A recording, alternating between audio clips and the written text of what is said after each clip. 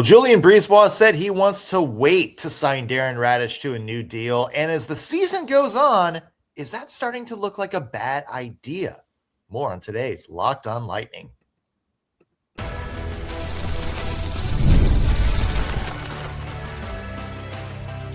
You're Locked On Lightning, your daily podcast on the Tampa Bay Lightning. Part of the Locked On Podcast Network, your team every day.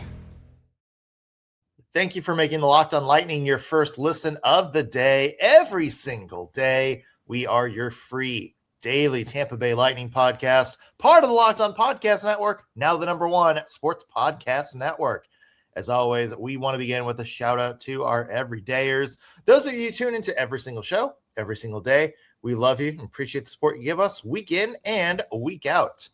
I'm Nick Morgan, and I'm joined by the Nolan Pratt to my Corey Sarich, Greg Stephen. Greg, Olympics in full swing, got some Bolts who are going to be moving on to the next round, and a couple Bolts who are going home. Yeah, a couple Bulls going home for sure. I think so far it's been pretty predictable, but we'll move on to that with the round that's live right now. Germany and Slovakia happening in this moment.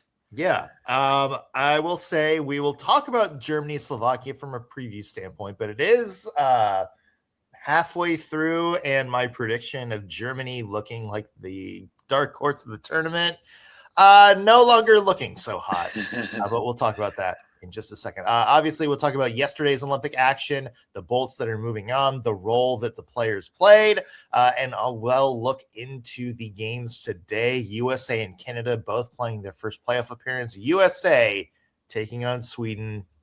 That is going to be a doozy. Jake Gensel and company are going to have their hands full with Victor Hedman, Pontus Holmberg, and the Swedes. More on that coming up on today's show. But first, let's talk about our boy, Darren Raddysh. Greg, I think it's safe to say two main storylines from a roster standpoint that's going to be coming up this summer for the Tampa Bay Lightning. One is going to be Nikita Kucherov and the fact that the Lightning can now sign him to a new contract.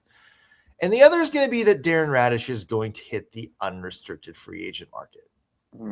Yes, he is. And time is of the essence, I guess, huh? Time is of the essence because Julian Brisebois, when he was asked about Darren Raddysh last month, now this is kind of in the beginning of the Darren Raddysh hot streak. Like he had some good points at that point, but it's a month later and both he and the Lightning are on fire. He said he wanted to wait on a contract extension until he gets, quote, a bigger sample size on Darren Raddysh. Now, Greg, I have to ask, waiting, could this wind up being a mistake for JJB or JBB? It's a great question. It's a tough one to answer. I mean, we've seen a lot of Raddysh play over the last several years, right? Mm-hmm. So for it to just randomly happen now and for how he's playing, I kind of understand why he wants to wait, right? I mean, sure. It makes sense. But now, he's probably had 30 games of this greatness that's been unlocked. So while I understand waiting, I think getting the deal done sooner rather than later feels appropriate. But then, like you said, with the Kucherov contract coming, oh man. I don't think Raddysh is going to come around asking for a ton, but I also want to make sure we can get Kuch what he needs, right? I don't want Kuch leaving, so I think that's absolutely the priority. But yeah, like you said, I don't know. I think time is of the essence, and the sample size does need to be large. I agree. I don't think he was wrong. It's tough because it's not like Raddysh is like 25. And, he's in year 4. It's like Raddysh is 29, 30. And so it's hard, right? It's hard to see a big contract for a guy who hasn't necessarily totally proven himself, even though he's been given a ton of time over the last several years. And then all of a sudden he just explodes. It's just such a random, it feels very strange. It's very unorthodox. Yeah. And I'm going to throw the devil's advocate in there because I understand, like, I get it. Like, I understand the sentiment to wait. This isn't exactly precedented territory for Darren Raddysh. In fact, Greg, you and I even talked about before the season, we're like, is this man even going to make the team? Right. It seems like, just because of how one-dimensional his game looked. And look, if you're the Lightning, you don't want to be the team, Toronto Maple Leafs, that wind up giving somebody an absolutely hilarious bad crippling contract for one good year. But let's just take out this season for Darren Raddysh, Greg. Like, let's just say this is an anomaly. It's not going to happen again. He's still, in each of the past 2 seasons, has 30 plus points from the blue line in a pretty straightforward role. That's not nothing.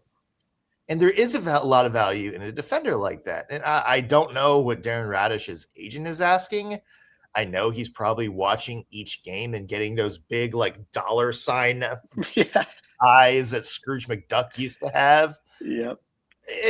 But just based on that alone and knowing there's a role for Darren Raddysh, I'm okay if I'm Julian Breezeball with being aggressive here.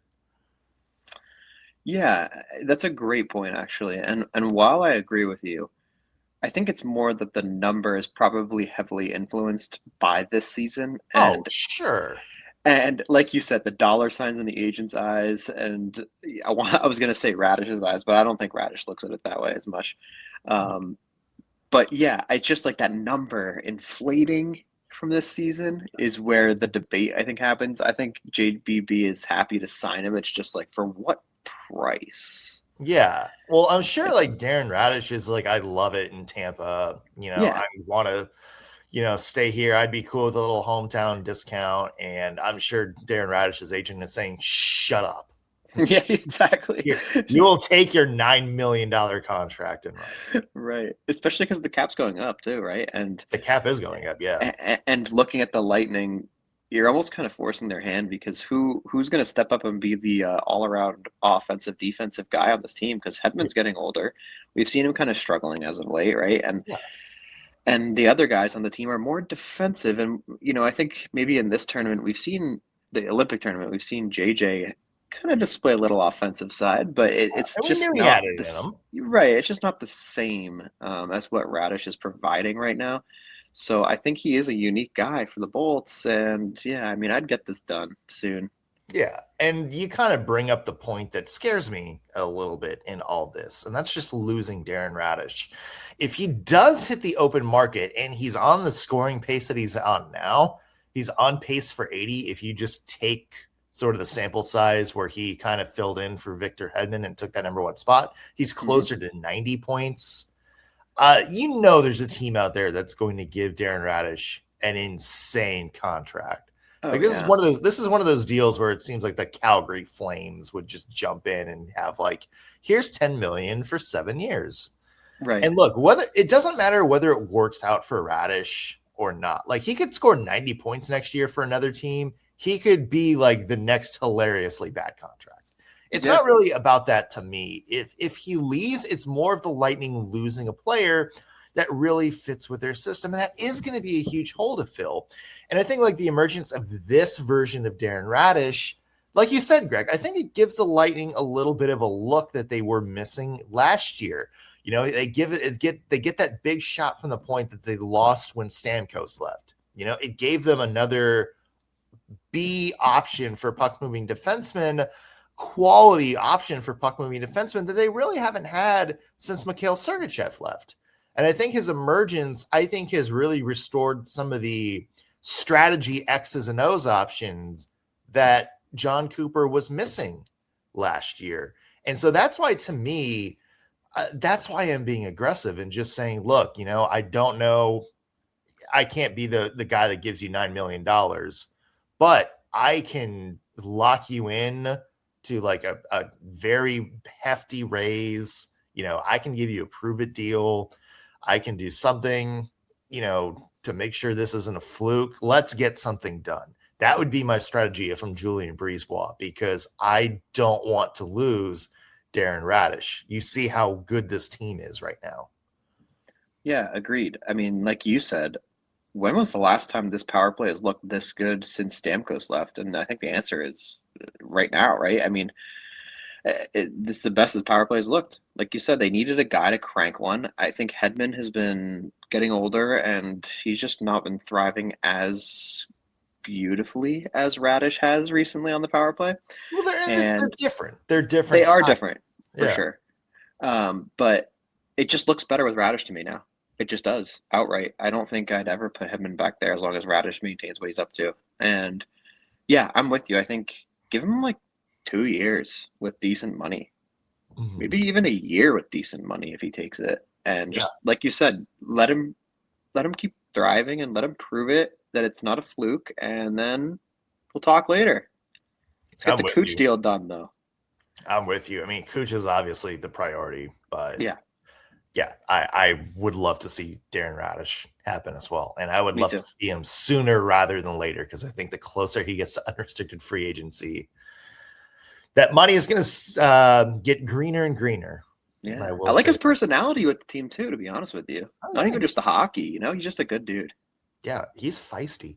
Yeah. It really is. Well, speaking of defensemen on the Tampa Bay Lightning, we have Victor Hedman in the Olympics, who played another big role in Sweden's win in round 1 of the playoffs, and JJ Moser, who did the same. We're going to be looking at the Lightning players who played in yesterday's Olympic Games and look ahead to today's games when we come back on Locked on Lightning.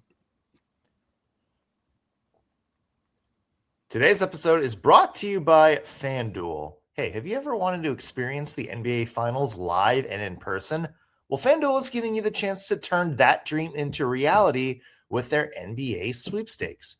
Here's how it works. You go onto FanDuel and use your profit boost on any NBA future, and you'll automatically be entered for a shot to win an NBA Finals trip for 2. That's right. Flights, tickets, the whole shebang. Now, if you're already looking at the board and thinking about which team can make a deep run, it's the perfect time to lock in. And I love futures this time of year because whether you're picking a team to win the championship or just get to a conference championship game adds a little extra layer of excitement to any game down the stretch. And now, not only could you score big money on your bets, it could also send you to the NBA Finals. So here's what you do. You go to FanDuel.com to get started or download the FanDuel app. Use your profit boost on an NBA future and get entered automatically for your chance to win a trip to the NBA Finals. Play your game with FanDuel, official sports betting partner of the NBA. Welcome back to Locked on Lightning. Nick Morgan here alongside Greg Stephen. And hey, real quick, we are doing something called the Everydayer Club here across Locked on NHL. A lot of cool stuff if you join. Number one, you get Locked on Lightning episodes ad-free, so you can skip all the ad reads. We also have an Everydayer Club Discord, which right now features an Olympic hockey group chat so you can watch along with other NHL fans and hockey fans. If you're interested in joining, go visit the link that is in our show notes. We would love to have you join us on the Everydayer Club. All right, Greg, let's talk about Olympic hockey. I feel like we should do the little Olympic jingle that goes in the that humming may be copyrighted. I don't know, but thank you. Let's talk about the Bolts who played in the, I guess it's officially the playoff round. Right. Let's start with the one that I think most Americans and a good portion of Tampa Bay Lightning fans were most interested in yesterday. Then that was Sweden over Latvia, 5-1 win for Sweden. No points in this one for Victor Hedman or Pontus Holmberg, but both of them are still proving to play a very important role for Team Sweden. And now they play Team USA. We'll talk about that game in just a second. But Greg, no big surprise with Sweden over Latvia. No, not for me either. 5-1 win for Sweden.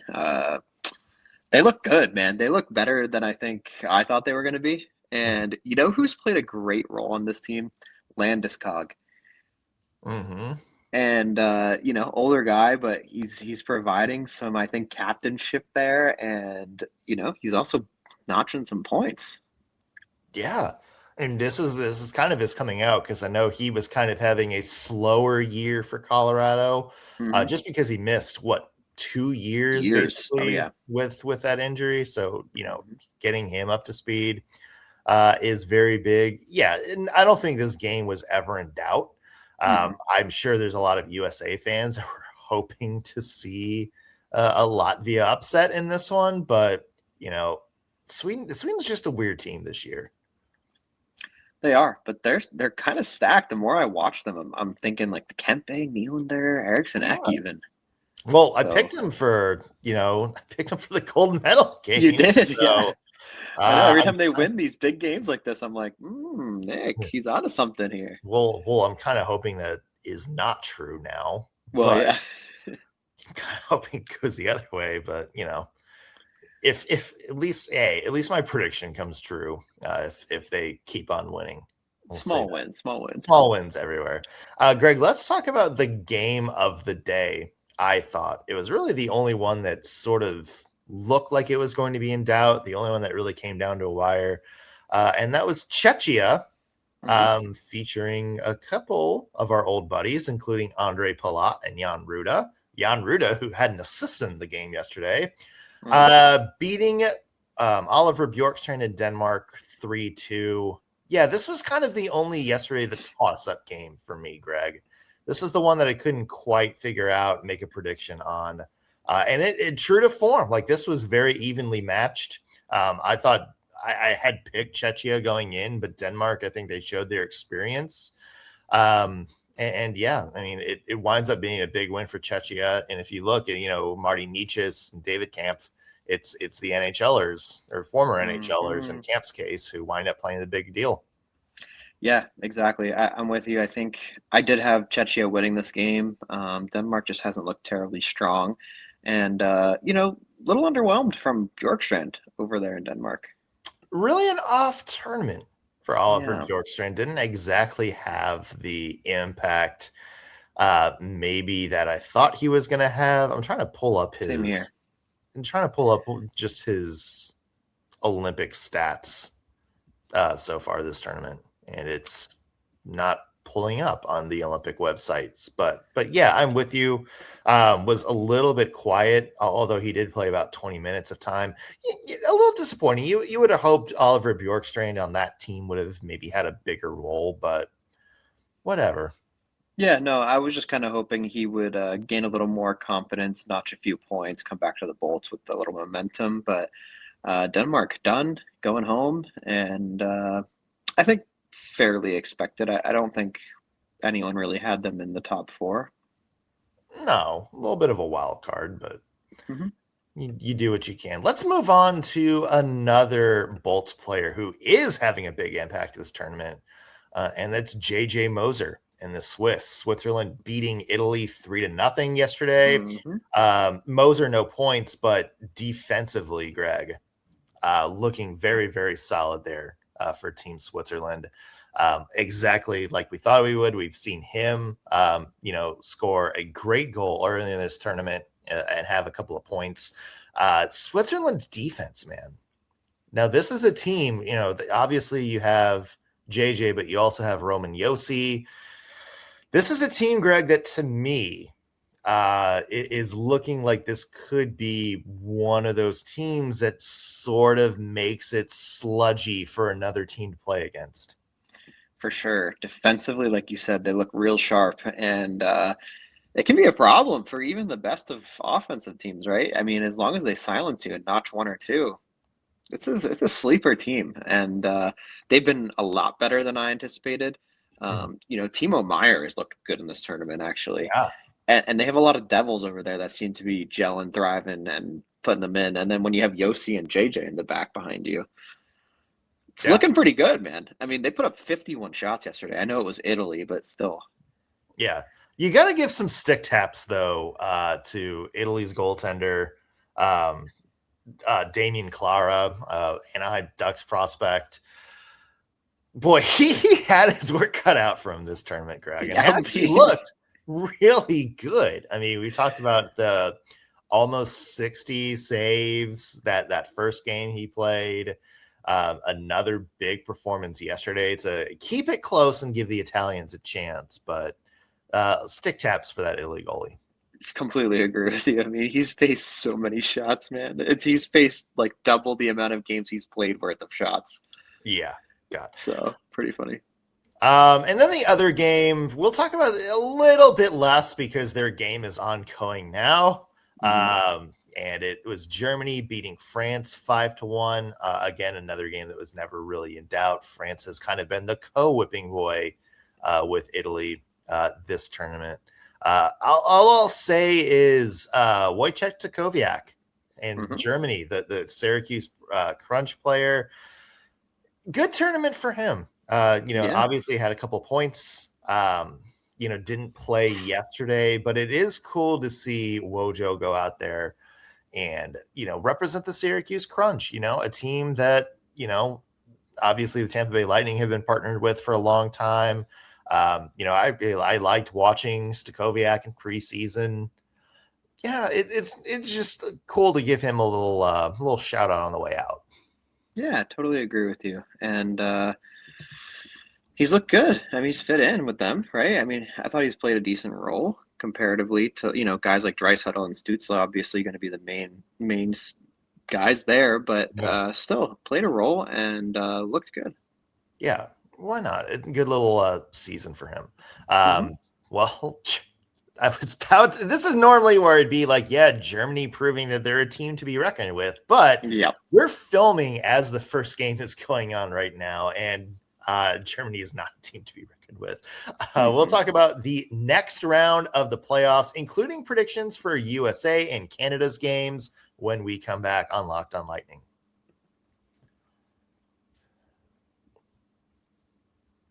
Welcome back to Locked on Lightning. Nick Morgan here alongside Greg Stephen. And Greg, let's jump into some predictions for the quarterfinal rounds.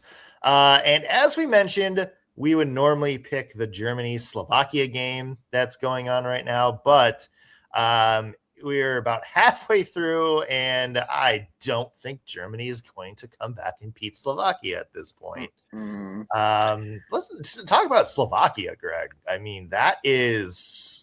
Forget Germany as the dark horse of the tournament. It might be our buddy Eric Chernak and the Slovaks here.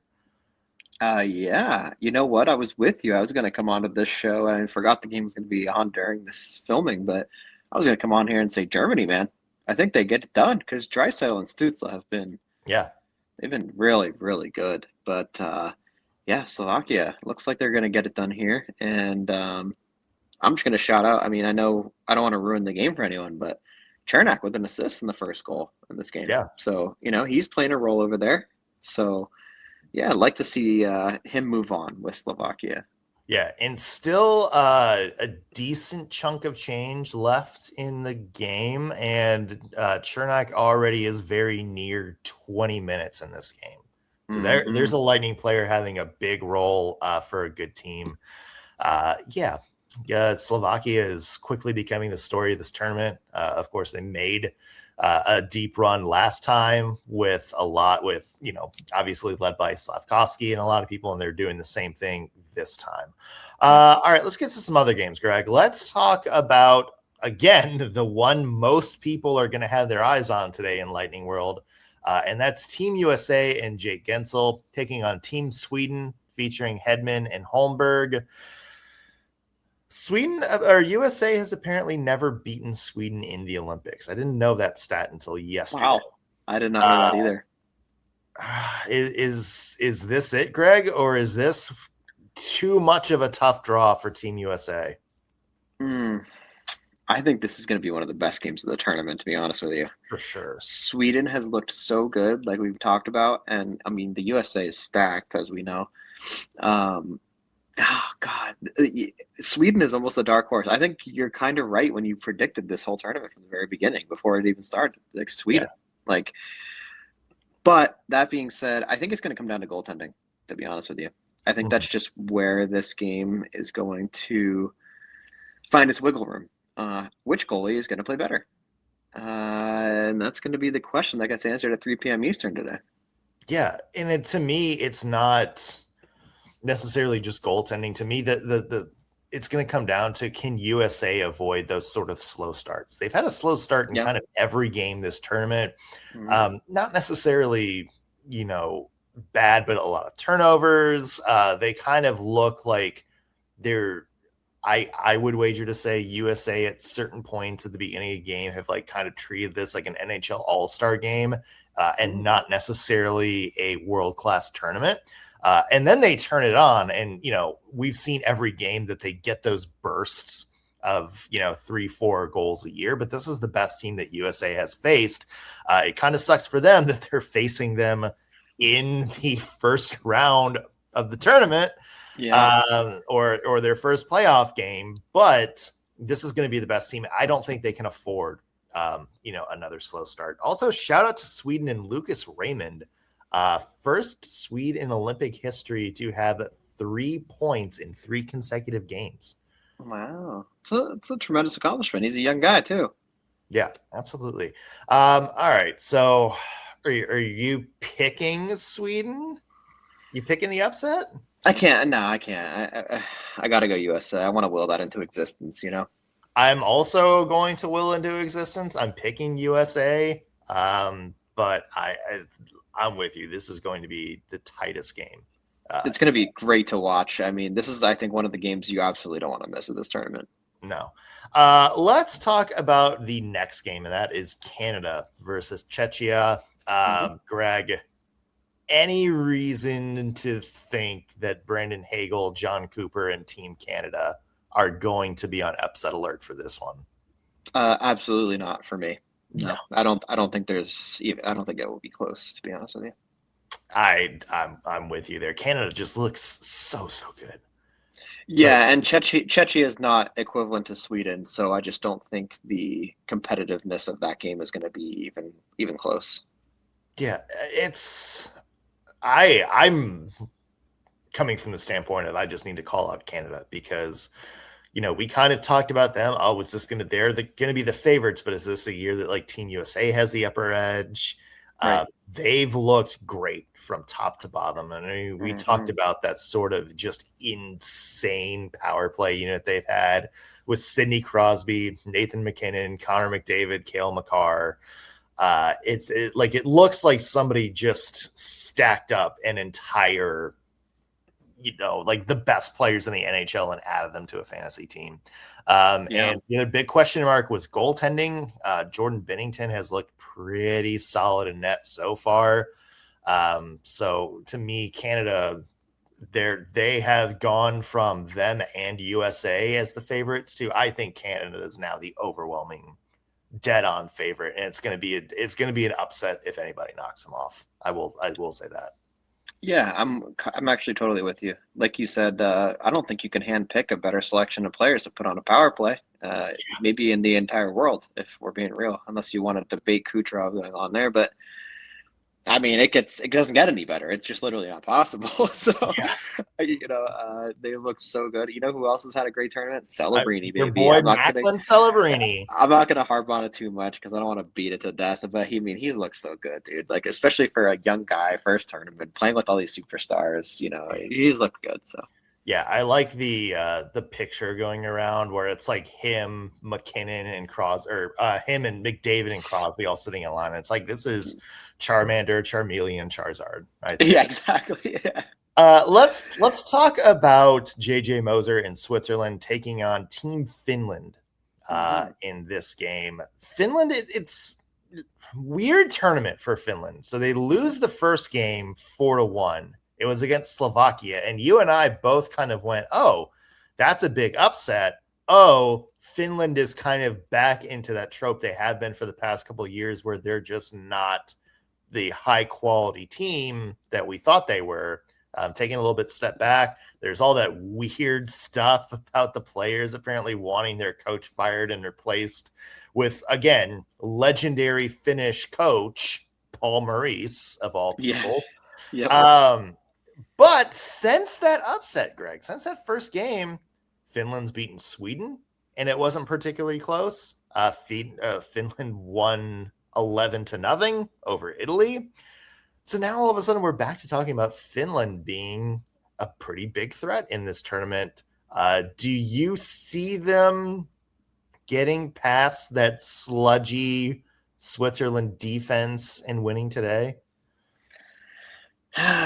This is another game I'm kind of up for debate with because it hasn't Finland not even played since Saturday. It was like 11 in the 11-0 right. game. So they did not play.